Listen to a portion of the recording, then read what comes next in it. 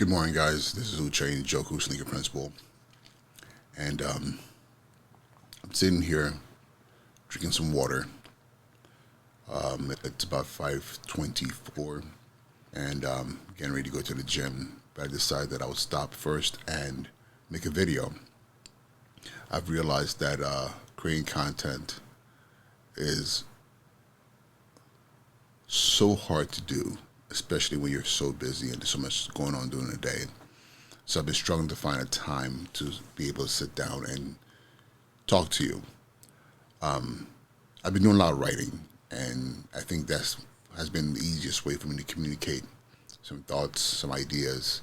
But this medium is what I love the most because I get to really have a conversation with you. And I know a lot of you don't have the time to sit and actually read something.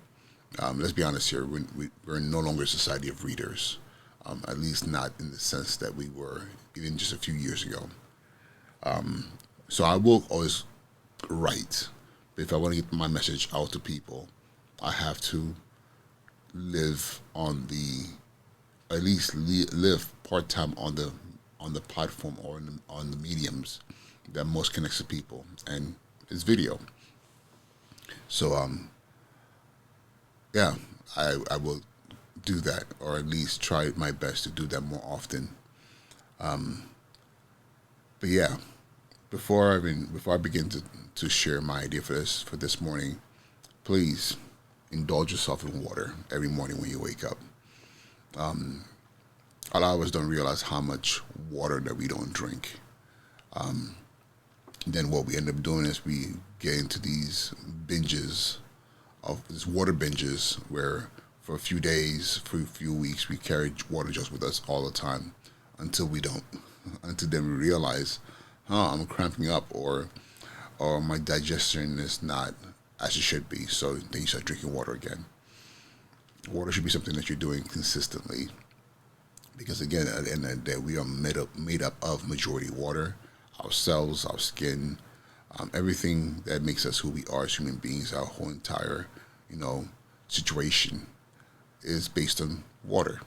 So when you wake up in the morning, try getting at least 16 ounces of water when you first wake up, because remember, all night you've been fasting, so your body is usually depleted. And listen, I am definitely without a doubt one of those people who has failed because I am a morning straight to coffee guy. And I even justify it by saying, hey, coffee is made with water. But it's something about just putting into your body just plain good old water that helps you flush out your system. It helps kind of like give life back to your body. So indulge. H2O, agua. So this morning, I want to talk about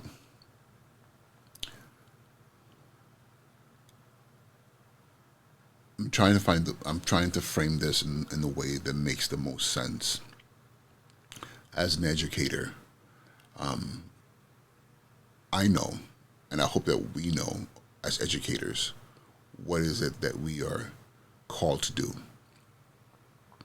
And at the most basic of terms, that is to teach, to pass on knowledge, but not just to pass on knowledge, but to provide knowledge to our students that will be helpful for them to be able to navigate the world.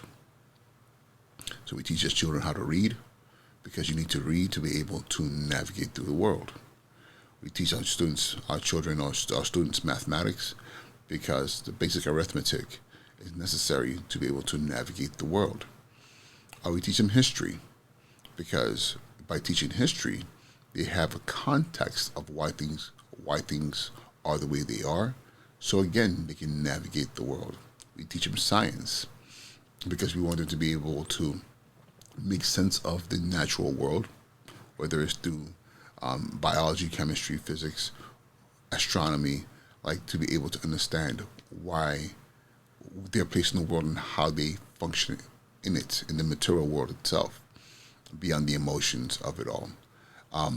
We do all these things because we know that these are the things that are necessary for the most part, to be able to navigate the world.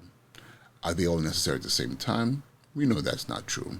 But we do know at some point in time that you might be called upon to go into your toolbox and pull out a tool, and you want to be able to, at least to a certain extent, understand how to use that tool. And that's what the knowledge that we transmit to our students really is.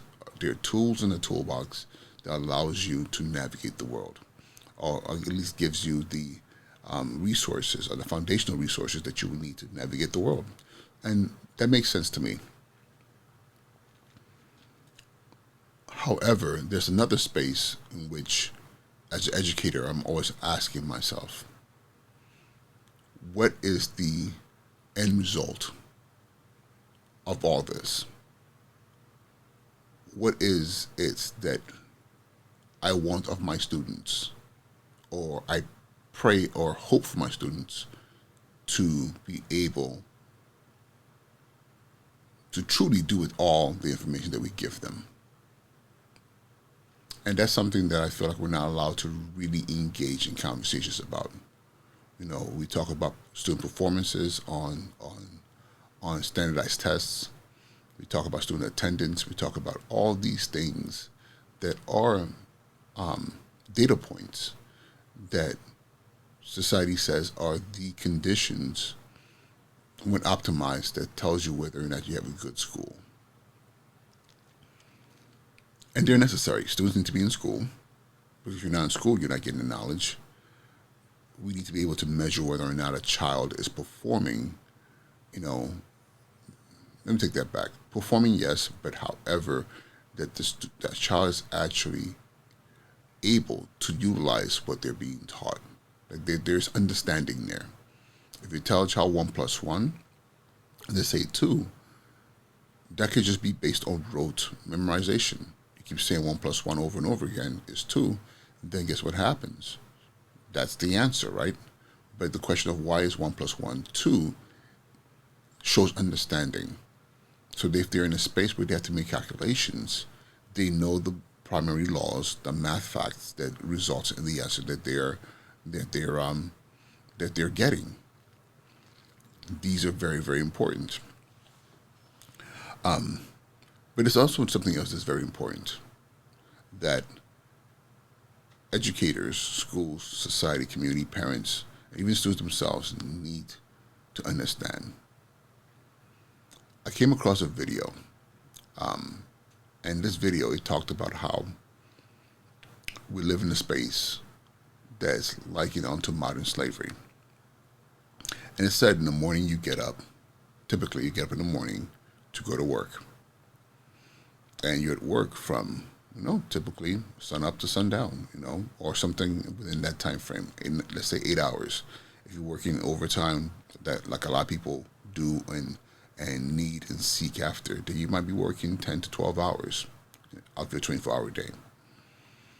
And if you look at that let's say, that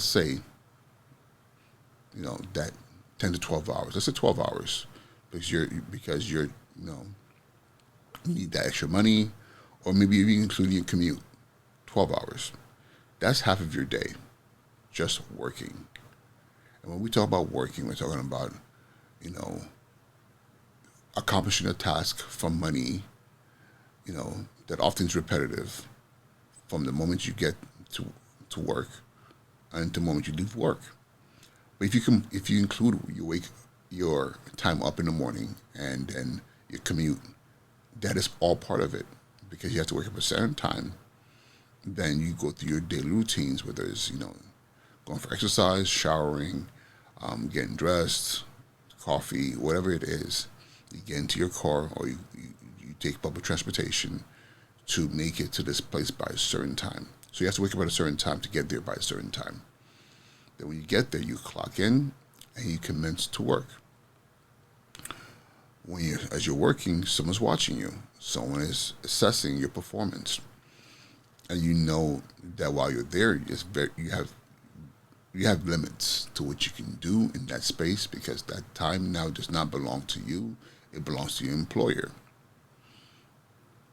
But if you think about it, they don't start watching you when you get to when after you clock in. You're being watched prior to that, if you think about it, because you have to get there on time. So now you are the eyeballs on yourself, making sure that you're following your routine in a timely manner so you can get to work, so you can pass on the baton of eyeballs to your employer. Then at work, like I said before, you're following your routine. The routine that's based on a contract that says you're getting paid to do certain things a certain way, for these number of hours. And for the purpose of this example, I'm saying, let's say 10 to 12 hours. If you can include the time you wake up in the morning, your overtime, and all those things, where your mind is completely in alignment with your employer. Then you leave work, you clock out. And if you think about it, as soon as you clock out, typically that is the beginning of your personal time. That's when personal time begins.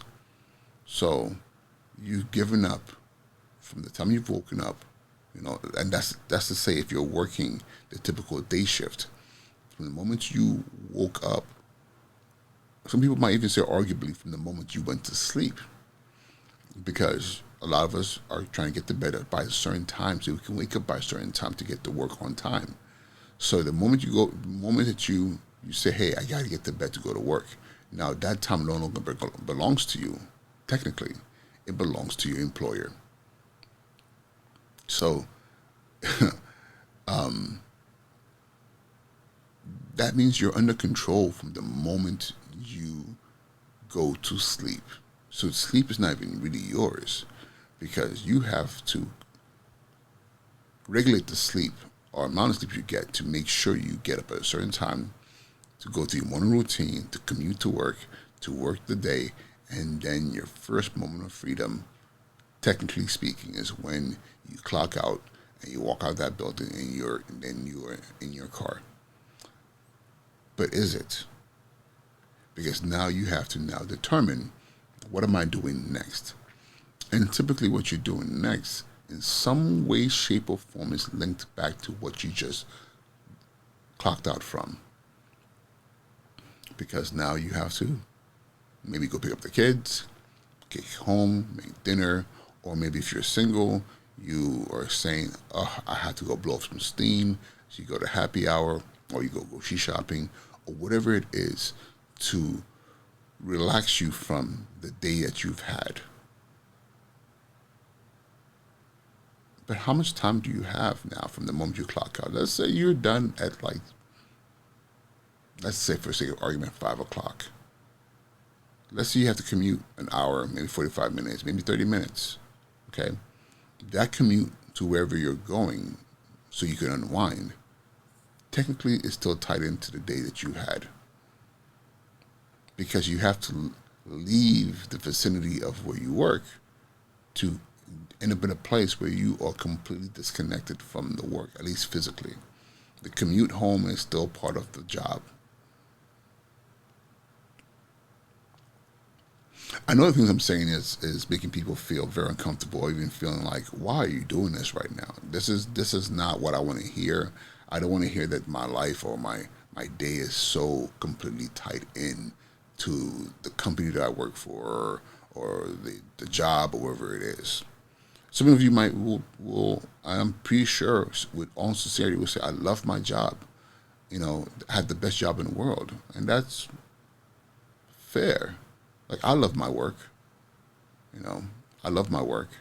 And yes, it requires me to go to bed at a certain time, wake up at a certain time, and go through my daily routine to get into traffic, to get to work by a certain time, then be able to run the routines of my day. I am lucky enough as a school principal to be able to have some level of control what happens from day to day. I'm not sitting in a factory line, or I'm not sitting in the call center. I'm not sitting in spaces where I have to move widget A.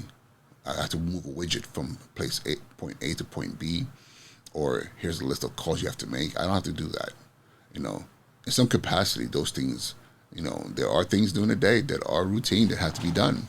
But for the most part, you know, I have a bit of autonomy of how that day works. But not only that, what I do allows space to think and to build something, but that might not necessarily be mine in the long run, but in the short term it is mine. I get to exercise my experiences and my thoughts and the things that I've done over the course of my career to benefit a school community. But that's not the point of what I'm saying. The point of what I'm saying is the fact that I'm asking myself, is it okay to,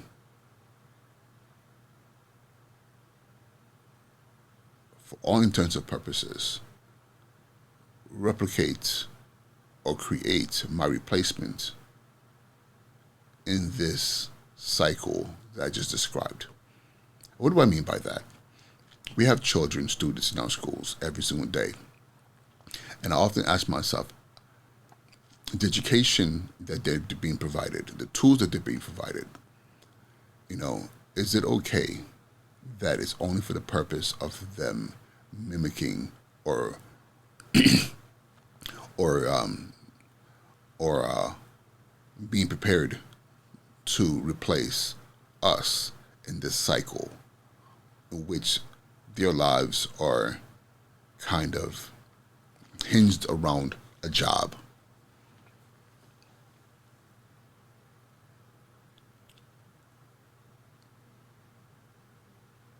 And maybe that is just the way things are, and this the way things have to be, or this is just the rule of the world or the jungle that we live in.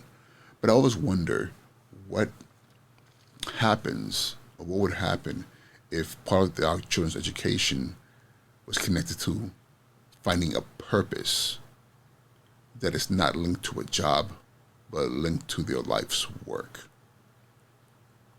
Somebody might argue that, well, that's all good and dandy, but in the world we live in, we cannot expect that everyone will be able to have a purpose that allows them to do a work that is completely independent of the system or the status quo.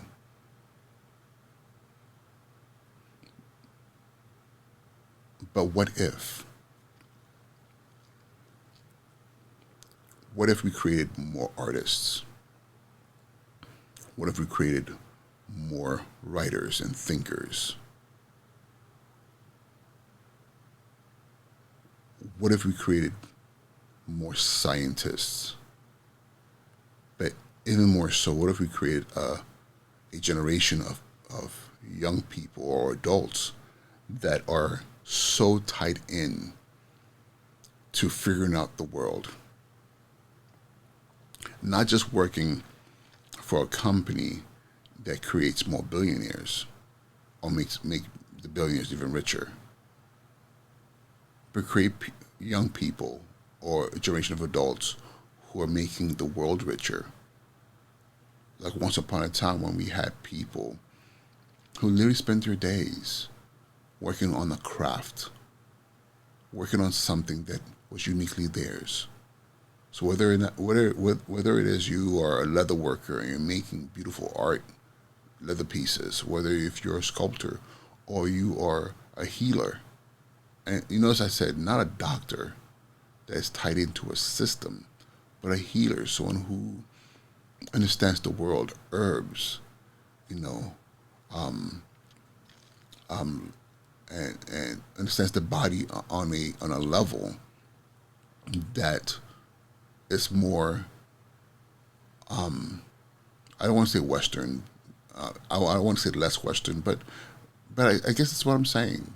The old ways. We lived in this world for we've lived in this world for millions of years. In those millions of years, you know, before the advent of modern society, we thrived. You know, people lived lives in which they understood the world. But now we we don't really understand the world. I heard somebody say the other day that they met somebody who had never ever put their hands in soil, and I thought about that. You know, having been born in West Africa, having lived in spaces and even worked work that forced me to be outside in the fields, like there's something said about putting your hands into cool, fertile soil. You know, pulling out an earthworm, understanding that the soil in your hands is what ideally produces the food that we eat, that sustains and nourishes us.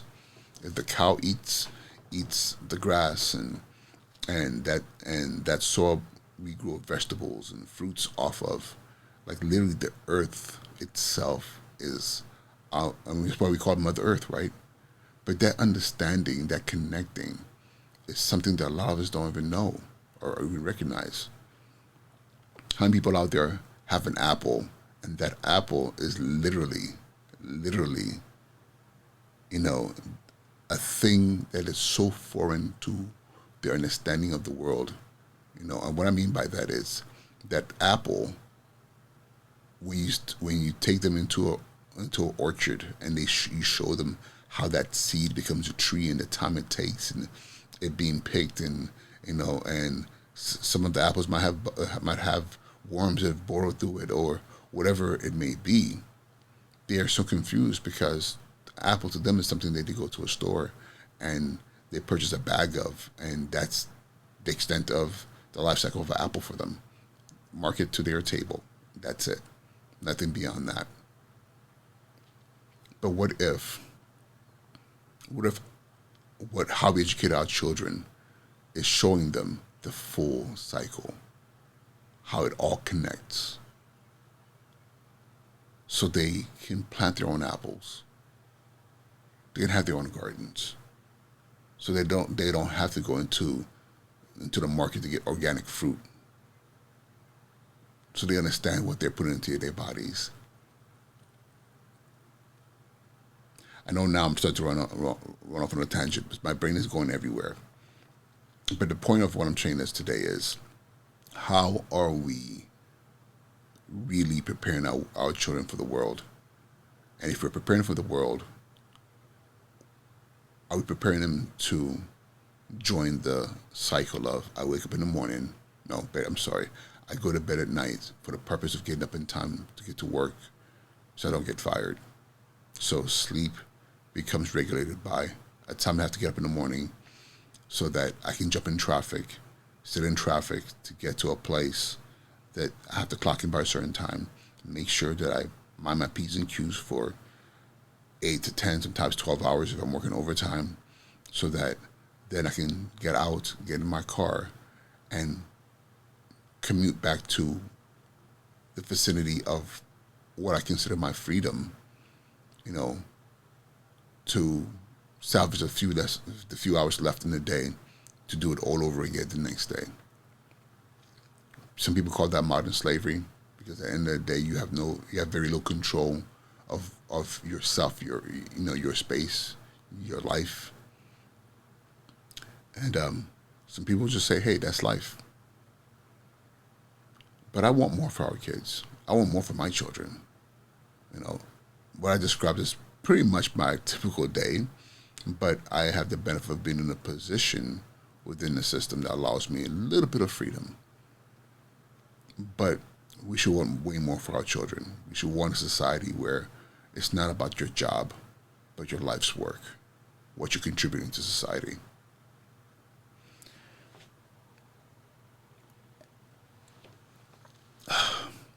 All right, y'all. Let me head down to the gym so I can get get on the road on time to get to work. With that being said, have an amazing day, and I'll talk to you soon. Be well.